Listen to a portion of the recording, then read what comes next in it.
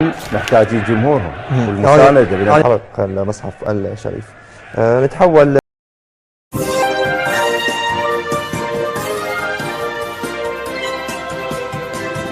दोस्तों, बकरीद के दिन जिस तरीके से स्वीडन में एक शैतान ने कुरान शरीफ को जलाया, उसकी तस्वीरों ने दुनिया भर में हंगामा मचा दिया है और दुनिया भर के मुसलमान जो हैं स्वीडन के खिलाफ हल्ला बोलते हुए दिखाई दे रहे हैं और सबसे तेज विरोध के सुर इराक में देखने को मिले।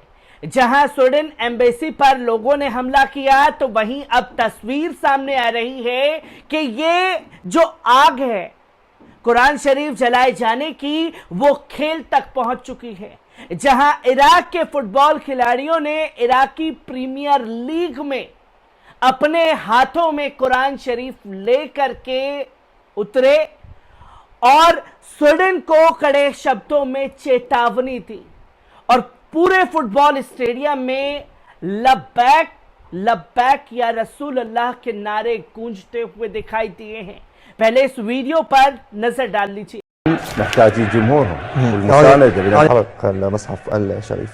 نتحول. आपने देखा कि किस तरीके से फुटबॉल खिलाड़ियों ने अपने हाथों में कुरान शरीफ लेकर के एक कड़ा संदेश देने की कोशिश स्वीडन को दी है और यह साफ शब्दों में कह दिया है कि वो ये हरकतों को बर्दाश्त करने वाले बिल्कुल नहीं हैं। और दोस्तों, आप अक्सर देखते होंगे कि जब इजराइल के द्वारा कोई घटना घटित की जाती है, लोग इजराइल के झंडे को जलाते हैं, तो लोग ये कहते हैं, तमाम लोग जो हैं वो बोलते हुए दिखाई देते हैं कि ये चीज जो है वो गलत हुई है। और यही फ्रांस में जब हजरत मोहम्मद सल्लल्लाहु अलैहि वसल्लम साहब का कार्टून बनाया गया, जब फ्रांस के खिलाफ लोगों ने हल्ला बोला, उसके झंडे को जलाया, तब जाकर के यही बोला गया कि ये चीजें जो हो रही हैं वो गलत हो रही हैं, ये चीजें होनी ही नहीं चाहिए। और जब कुरान शरीफ को जलाया जा रहा है बार बार, तो यही लोग जो गलत गलत बोलते हुए दिखाई देते हैं, वो अब कह रहे हैं कि ये तो अभिव्यक्ति की आजादी है। अभिव्यक्ति की आजादी में आस्था को किसी के भी ठेस पहुंचाने का अधिकार किसी को नहीं है। इस चीज को लेकर के लोग बोलते हुए दिखाई दे रहे हैं और लोग ये भी कह रहे हैं कि आप कुरान शरीफ को जितना जलाएंगे, आप अपनी हरकतों को अंजाम देते रहिए, पर हर एक मुसलमान के सीने में कैद कुरान शरीफ है, जिसे आप कभी मिटा नहीं सकते।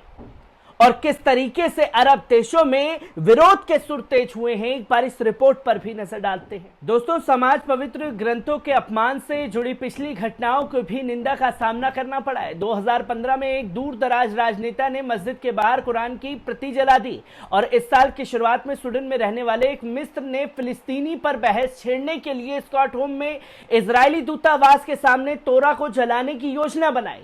कारण हालांकि स्वीडन में मुस्लिम नेताओं ने कार्रवाई को रोकने के लिए हस्तक्षेप किया। मुस्लिम और यहूदी दोनों पादरी विरोध के रूप में पवित्र ग्रंथों के अपमान के खिलाफ बोल रहे थे।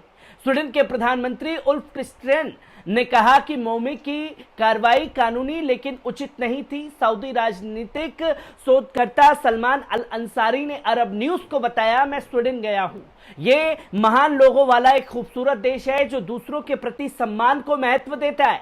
हालांकि ये बहुत दुर्भाग्यपूर्ण है कि कुछ चरमपंथियों ने अभिव्यक्ति की स्वतंत्रता के संबंध में स्वीडन और उसके ढीले कानून का शोषण किया है।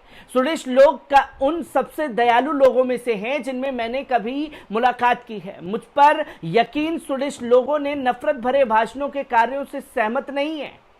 इसको लेकर पवित्र पुस्तक को जलाना नफरत नहीं है। और कार्रवाई क्या है?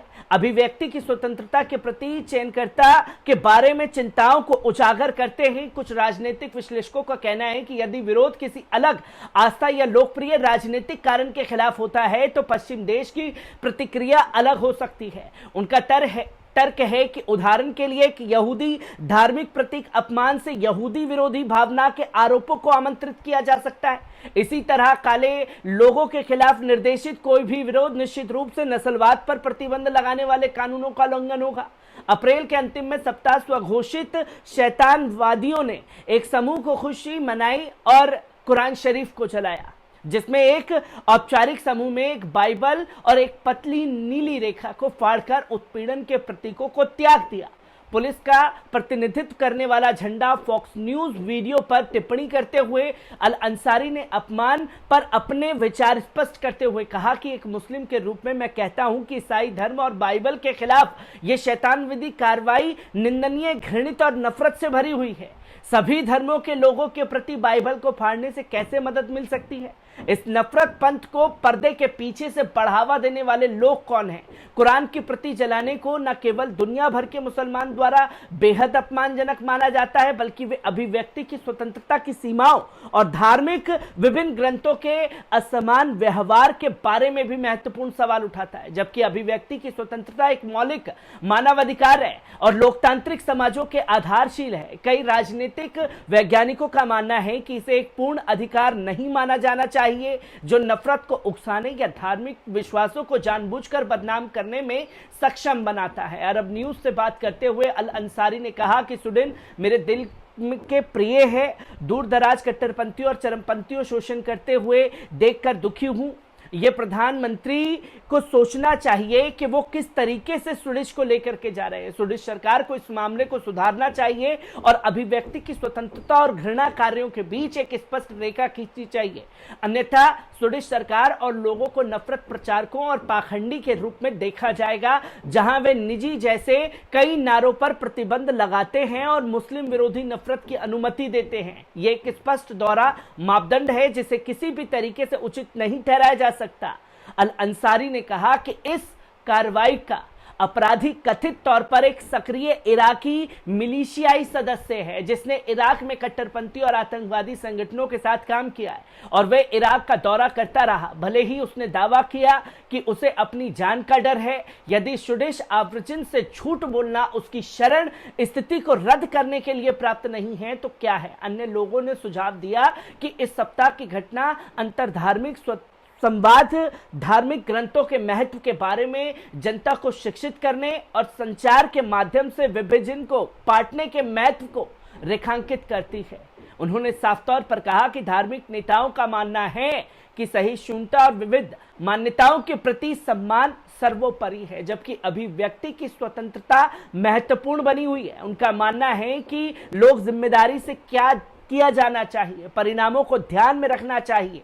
उन्होंने कहा कि समाचार चैनल एमबीसी के साथ हाल ही में एक साक्षात्कार मुस्लिम वर्ल्ड लीग के महासचिव शेख डॉक्टर मोहम्मद अल ईसा ने इस बात पर जोर दिया कि कुरान नहीं बल्कि पवित्र कुरान की एक प्रति गिराई गई है, एक घृणित चरमपंथी के हाथ, जो द्वेष जिसने संविधान में शरण ली है और स्वतंत्र रूप से व्यक्त करने अनुमति देता है, भले ही उसकी व्यक्त राय कुछ और हो, उसे उकसाया गया है। उन्होंने कहा कि ये संविधान को दर्शाना है कि जो उनकी रक्षा इस मामले में स्वीडिश संविधान है, जो वास्तव में इस संविधान को लागू करने में स्वीडिश लोगों की इच्छा का प्रतिनिधित्व करता है। हालांकि अधिकांश स्वीडिश लोग संविधान के अनुच्छेदों और इस व्यवहार के बीच अंतर करते हैं जो उन विचारों को व्यक्त करने के लिए संविधान के अनुच्छेद के तहत सुरक्षा प्राप्त करता है। शिकायतों और घृणा को जो घटना में व्यक्त की जाती है, आमतौर पर इन शिकायतों और नफरतों से सहमत नहीं हैं। वे उन्हें अस्वीकार करते हैं। हालांकि वे कहते हैं कि अपनी राय व्यक्त करना कोई गलत बात नहीं है। अल ईसा, जो मोमिका के कार्यों को अपराध मानते हैं, उन्होंने कहा कि हमारे इस संविधान के दर्शाने के मतभेद हैं। हम इसे जघन्य घटना मानते हैं। हम हर संभव तरीके से इसकी निंदा करते हैं। मार्च 2019 में अरब न्यूज में नफरत के प्रचारक नामक एक परियोजना शुरू करके धर्म के नाम पर नफरत फैलाने की कोशिश की गई, जिसका विषय था कि असहिष्णुता के लिए कोई सहिष्णु नहीं हो सकती। प्रत्येक सप्ताह हम एक विशेष उपदेशक पर ध्यान केंद्रित करेंगे, उसकी मान्यताओं को समझाएंगे, उनके नफरत भरे उपदेशों पर प्रकाश डालेंगे और सबसे महत्वपूर्ण बात, उनके शब्दों के लिए जवाबदेह ठहराएंगे। अरब न्यूज के प्रधान संपादक फैसल जे अब्बास ने लिखा कि असहिष्णुता के खिलाफ सहिष्णुता नहीं हो सकती।